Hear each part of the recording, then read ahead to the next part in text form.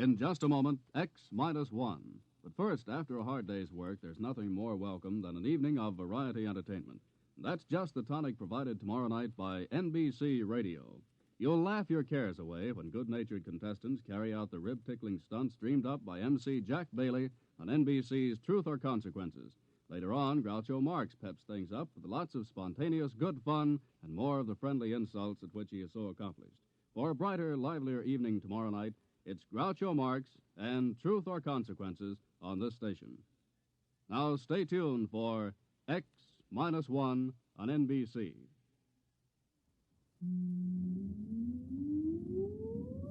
Countdown for blast off. X-5, 4, 3, 2, X-1, fire.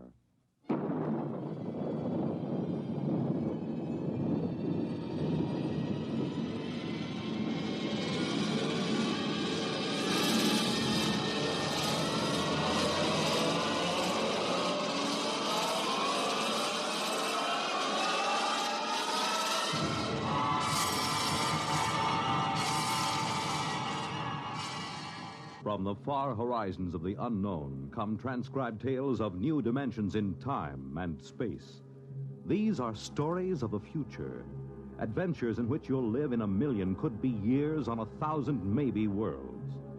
The National Broadcasting Company, in cooperation with Galaxy Science Fiction Magazine, presents X minus one.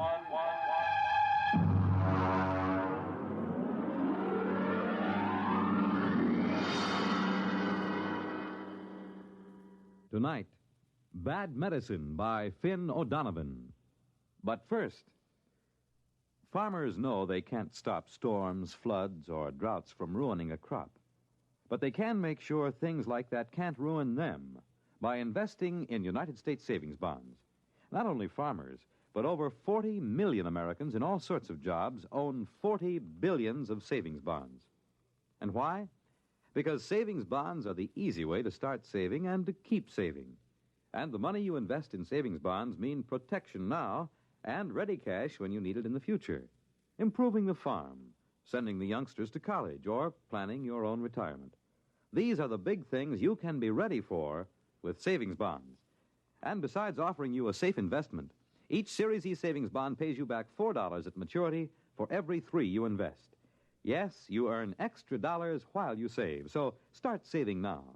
For the big things in your life, be ready with United States savings bonds. And now, on with our story.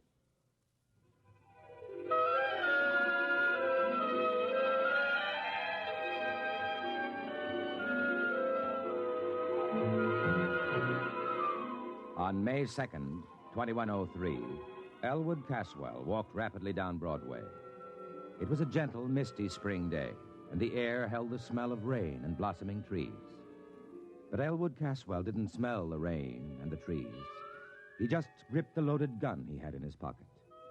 He didn't want to use the weapon, but he was certain that he would. This was justifiable. You see, Elwood Caswell was a homicidal maniac.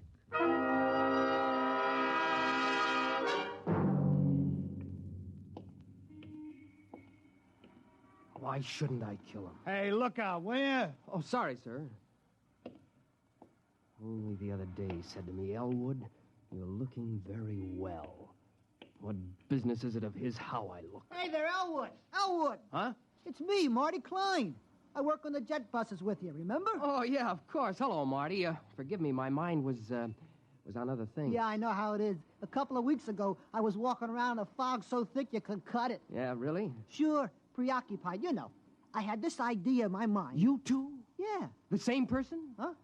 Were you troubled by the same person? My wife. Hey, you okay? Oh, yeah. Yes, of course. Well, I had this idea, see? I was going to get rid of my wife. Kill her? Kill her? I mean, send her to a country for a week. Oh. You sure you ain't sick? No, I never felt better. Well, anyway, I was going to take a week off. Quit the jet buses. Hey, can you imagine? I've been a jet bus operator for 10 years now, and all of a sudden, I feel like I can't take it for another minute. I know how you feel. And I was going to take a trip all by myself. A trip? To where? to the farthest place I could think, to Mars. I was just going to pick up and take a vacation on Mars. Silly, huh? I don't know. What happened? Well, I talked it over with Ethel. Your wife? Yeah. Ethel, she's a real sensible girl. You know what she did? No, am I supposed to? Well, Ethel went right down to that home therapy appliance store, and she says, "You got a home therapy machine that'll cure my husband of this idea he can't stay on the jet buses?" I've heard that those machines aren't perfected. They got him licked now. So, okay, she describes the trouble, and next day they deliver this thing, and boom, I plug it in, see? And? And a voice talks to me. It starts asking me questions. Yeah, what kind of questions? All kinds. Things I wouldn't even tell my own mother. You told the machine? Why not? It's only a machine. Yeah, I see your point. Well, then the machine starts to tell me a few things. And before I knew it, inside a week, I'm cured. Now, I can't wait to go back driving the jet buses. You don't say. So that's why I say I know how it is to have one thing on your mind all the time like that. This machine, what did it cost you? That's the beauty part of it. My Ethel. Boy, she's a smart girl. After a week, she sends it back, see? She says it don't work. So all we lose is the deposit. I see. Well, I got to get back to work now. Hey, ain't you working the jet buses today? Huh? No, I'm off today. Well, I'll see you, Elwood. Yeah, see you, Marty. What was the name of that place? Where they sell the home therapy machines. Yeah. Home therapy appliances. It's right down Broadway, about 2 blocks from here. So long, Elwood. Perspiring freely, Elwood Caswell continued down Broadway toward 43rd Street. His friend Magnuson would be finishing work soon, returning to his apartment less than a block from Caswell's. Elwood gripped the gun tighter. How pleasant it would be to saunter in, exchange a word with him, and then...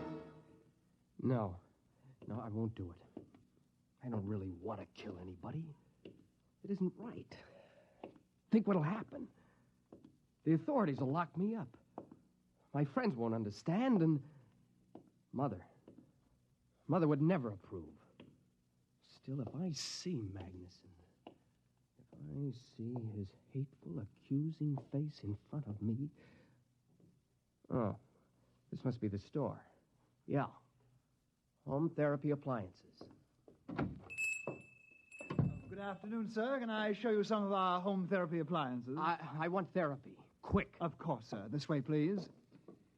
Now then, this is our new alcoholic reliever built by International Combustion Motors and advertised in leading magazines. A handsome piece of furniture. I think you will agree and not out of place in any home. It also opens into a television set. Look, what I need... Therapy, of course. I just want to point out this model need never cause embarrassment to you, your friends, or your loved ones. Notice, if you will, the recessed dial which controls the desired degree of alcoholism. You see, heavy, moderate, social, light, and teetotal. A new feature unique in mechanotherapy. I'm not alcoholic. The New York Jet Bus Authority does not hire alcoholics. Oh, sorry. You seem the type. No offense. Please. You seem rather nervous. Perhaps the portable anxiety reducer. No.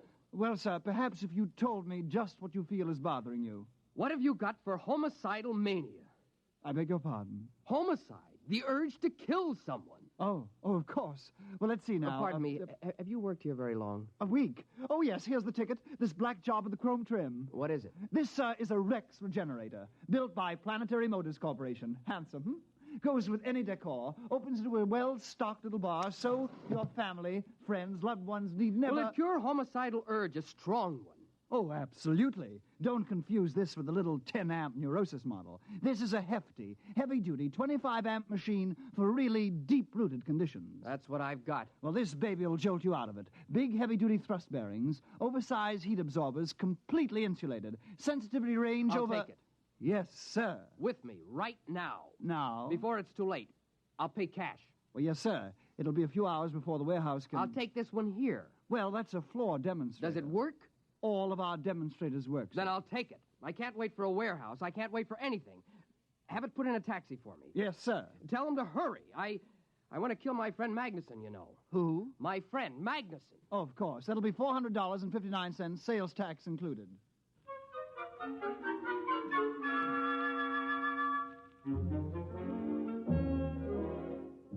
After Elwood Caswell left the store, the clerk, whose name was Haskins, smiled to himself and lighted a cigarette. He had made his first sale. He inhaled. Haskins? Yes, Mr. Follinsby? Smoking. I asked you to rid yourself of that filthy habit. Immediately, Mr. Follinsby. I'll use one of those display model denicotinizers at once. By the way, I just made a rather good sale, sir. Oh, really? Yes, sir. One of our big Rex regenerators. Well, now, it isn't often we... Wait a minute.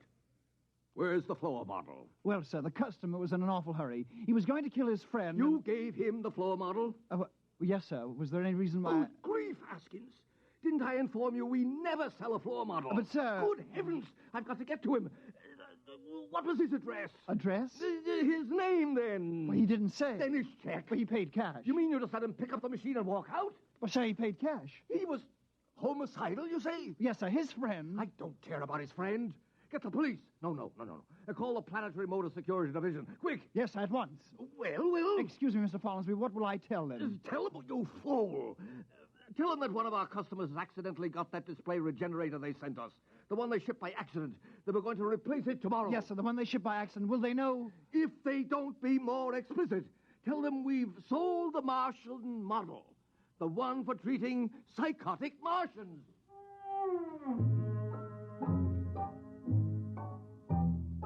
Meanwhile, Elwood Caswell had returned to his apartment and lugged the big black Rex regenerator into his living room. He put it down near the couch and studied it carefully. He was right. It does go with the room. Now then, let's see those instructions. Place regenerator near a comfortable couch. All right. Plug in machine. There. Affix contact band to your forehead. That's all there is to it. Just turn on the machine and it will do the rest. There will be no language problem since your regenerator communicates with you by direct sensory contact, patent pending. Well, it seems easy enough. Now, I'll just put the contact on my head and blast it. Hello? Elwood? Yes? This is Henry. Henry Magnuson. How are you, old boy? I'm fine. I wondered if you were doing anything tonight. Thought you might like to drop over for a game of chess. Game of chess, huh? You stupid oaf. What? Nothing. I thought you called me a stupid oaf. Just talking to my cat. Oh, I didn't remember you had a cat. I thought you hated cats. Oh, I do. This isn't really mine. It's a neighbor's. It keeps coming in. Oh. What about tonight? Will you be alone? Well, yeah. You haven't mentioned to anyone that you're inviting me over? Not a soul. Why? Someone's looking for me, a process server. Oh. Now, I've been avoiding him for days. I don't even leave word where I'll be when I go out. You can trust me, Elwood. I'm your best friend. Yes, you are. But not for long. Huh? Just talking to the cat again. Oh. Well, will you be over? Yeah. In about an hour, okay? Yeah, an hour will be fine. There are a few things I have to do I just first. gotten some new laugh records from the boys at the office. I got something here that'll really kill you. So long, Elwood. So long. I've got something here that'll kill you, too.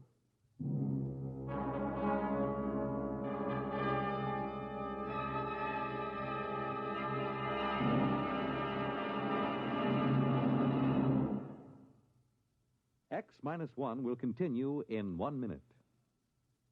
Each of us has a personal reason for wanting to see cancer conquered.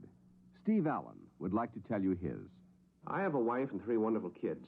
And when I think about cancer going to strike 1 American in every 4, well, that's more than enough reason for wanting to see it conquered. I know that some people don't even want to think about cancer, but pretending it's not a threat, doing an ostrich routine, isn't going to get us anywhere. We've got to stand up to it and fight. We can fight, each and every one of us. Through the American Cancer Society, we can be part of the battle that someday will beat cancer once and for all.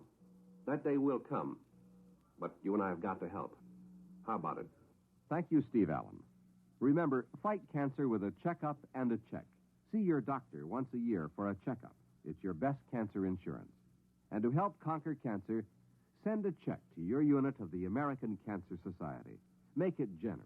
And now, on with our story.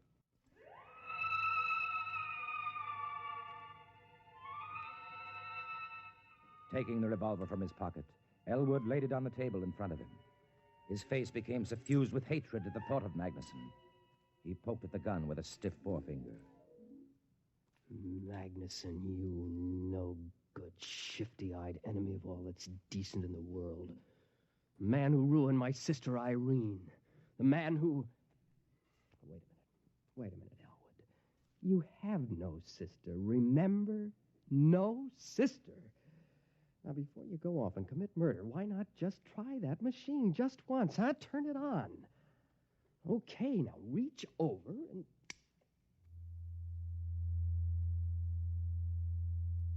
Good afternoon, Elwood. I am your mechanical therapist. You may call me Gloop. Gloop? You seem surprised. It is a perfectly common name here on this planet. Gloop, of course. I've heard it many times. Now then, I am scanning the material in your preconscious with the intent of synthesis, diagnosis, prognosis, and treatment. Yes? I find... This is a most unusual case. Really? I thought it was simple homicidal mania. There is, of course, no such thing. You are obviously hallucinating a set of symptoms. Nonsense syllables to enable you to avoid the real problem. Oh? A most unusual set of symptoms, I must say. Your pilot light seems to be fading. My light is not fading. I am merely trying to relate your symptoms to proven theory.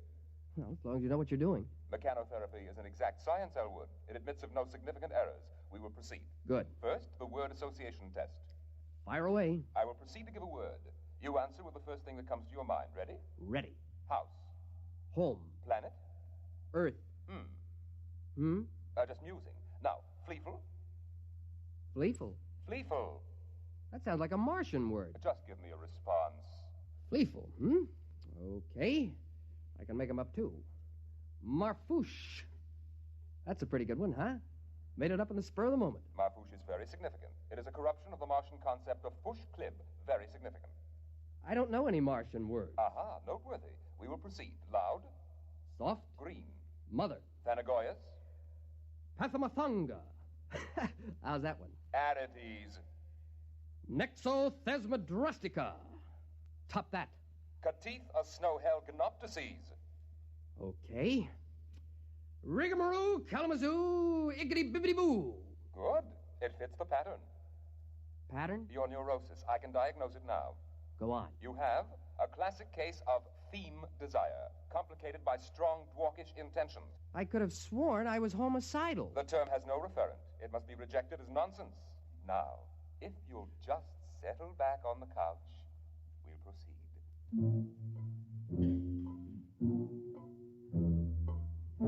At precisely this moment, a tall, gnarled, ugly man pushed his way through the doors of home therapy appliances. His clothing, unpressed and uncaring, hung on him like corrugated iron. When the clerk, Hoskins, approached him, he flipped back his lapel to show a small silver badge underneath. Sir? John Rath, Planetary Motor Security Division. Oh, yes, sir. Mr. Follinsby, Mr. Follinsby. Yes, sir. Hello, Follinsby. Mr. Rath, Well? So far, we haven't a single lead. You certainly never mentioned his name? Oh, yes, sir. Now think. Is there anything significant? Is it serious, Mr. Rath? Mr. Follinsby, this man is homicidal. Won't it treat him? Homicide is unknown on Mars. It'll treat him for the most likely Martian sickness. What would that be? Theme desire, Mr. Follinsby. Theme desire? It's a Martian illness in which the victim feels cursed by the tree-like nourishing parent, although, of course, Martians don't have parents in the ordinary sense. Well, Haskins? I remember one thing. He mentioned he was a jet bus operator for the New York Jet Bus Authority. Ah. One other thing. Yes? I believe, yes, he was alcoholic. An alcoholic jet bus operator. Excellent. It'll be on his records. Get the Jet Bus Authority at once.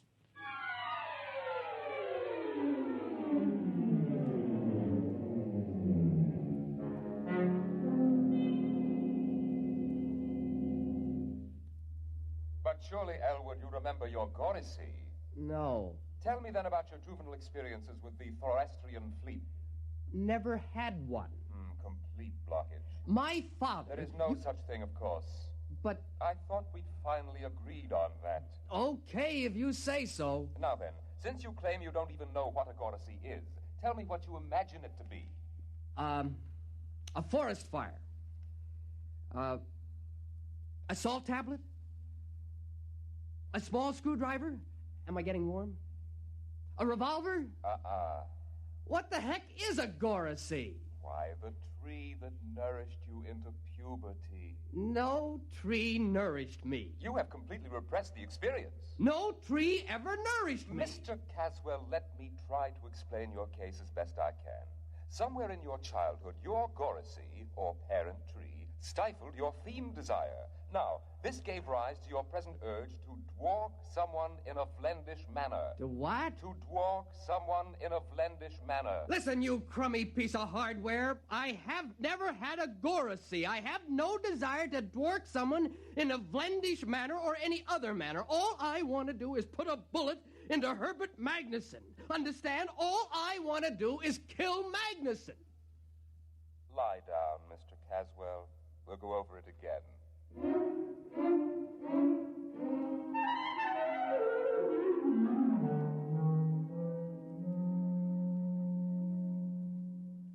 My dear man, I'm not trying to insinuate that the Jet Bus Authority hires alcoholics. If you will just... Any luck? It's a dead end. Now, Haskins. Yes, sir. A man's life may be at stake here. Now, think. Was there anything else this fellow said to you? Anything? Well, he did mention the name of his friend. Of which friend? The one he was going to kill. The one he... Why didn't you say so? Now, what was it? Magnuson. You sure? That's it. He said, I'm going to kill Magnuson. You know, just casually like that. Follinsby, see if there's a Magnuson in the Manhattan phone book. Now, hurry it up.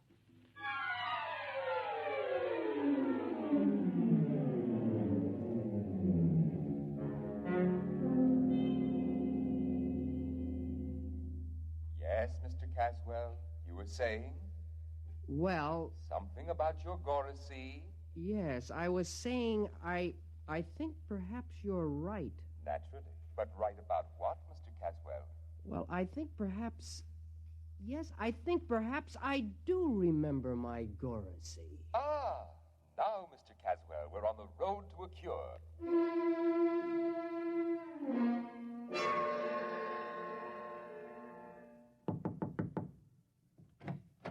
Mr. Magnuson? Yes? Do you know a short, angry-looking, red-haired man? I might. Thank heaven. Or I might not. Can you tell us where to locate him? You're a process server, huh? Certainly not. Don't kid me. Mr. Magnuson, this man is trying to kill you.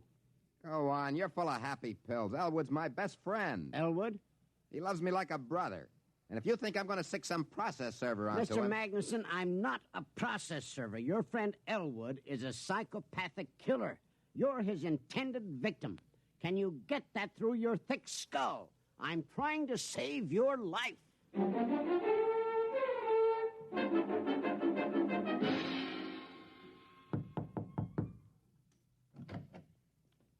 Yes. You're Elwood Caswell? Yes. The Elwood Caswell who bought a Rex Regenerator early this afternoon? Yes. Won't you come in? Thank you. My name is Rath, Planetary Motors. Nice to meet you. Have you used the machine? Oh, yes. I see. Mr. Caswell, I don't know how to explain this, but we made a terrible mistake. The regenerator you took was a Martian model for giving therapy to Martians. I know. You do?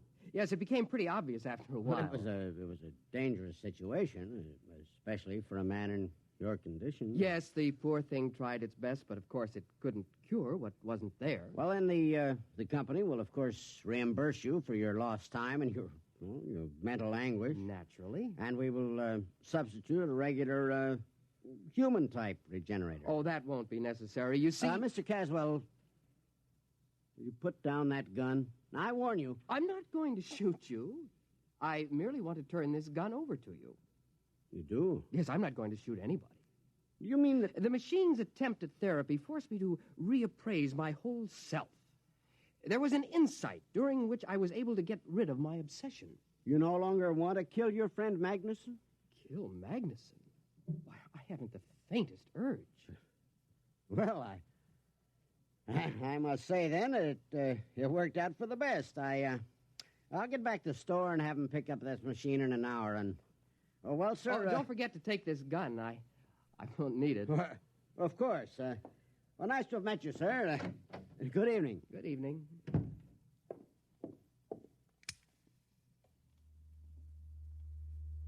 Did you hear that?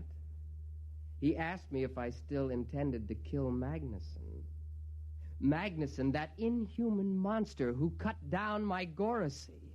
Magnuson, the man who even now is secretly planning to infect New York with abhorrent fiend desire. Am I going to kill him? Oh, no. I wish him a long life, a life filled with the torture I can now inflict on him. Kill Magnuson? Oh, no. I'm going to start right now to thwart him in a Vlendish manner.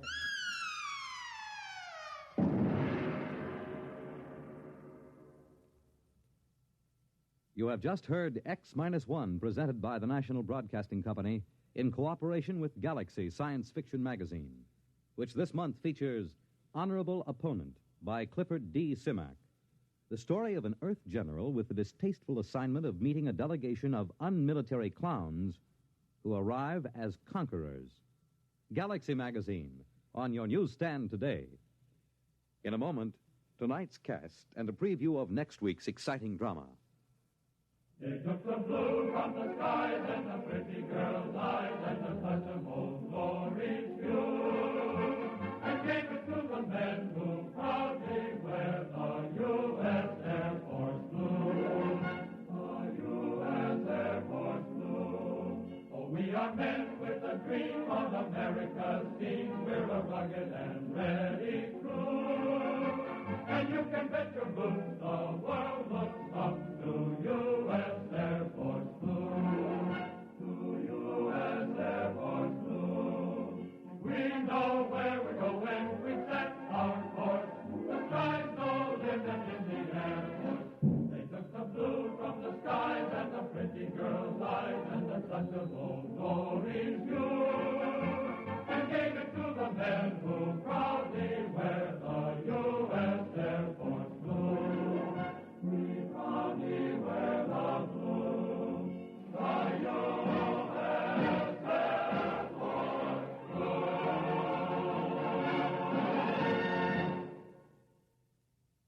Tonight, by transcription, X-1 has brought you Bad Medicine, a story from the pages of Galaxy written by Finn O'Donovan and adapted for radio by George Lefferts. Featured in the cast were Cliff Carpenter, Bill Britton, Alan Manson, Charles Webster, Carl Weber, and Joseph Julian. Norman Rose was heard as the machine. Your announcer, Fred Collins. X-1 was directed by Bob Maurer and is an NBC Radio Network production.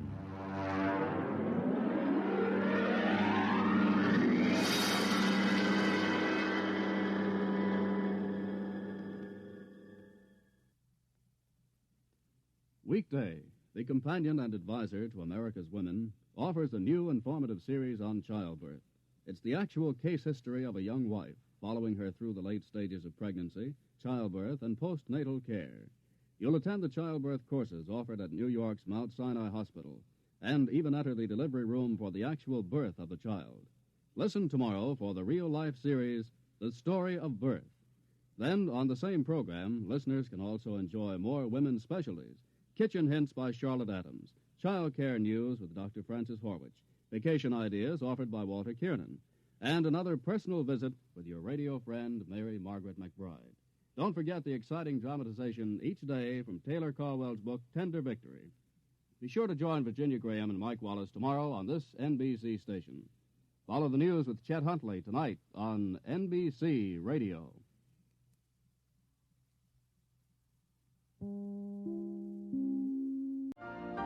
You've been listening to the OTR Gold Network. Find more classic radio at otrgold.com.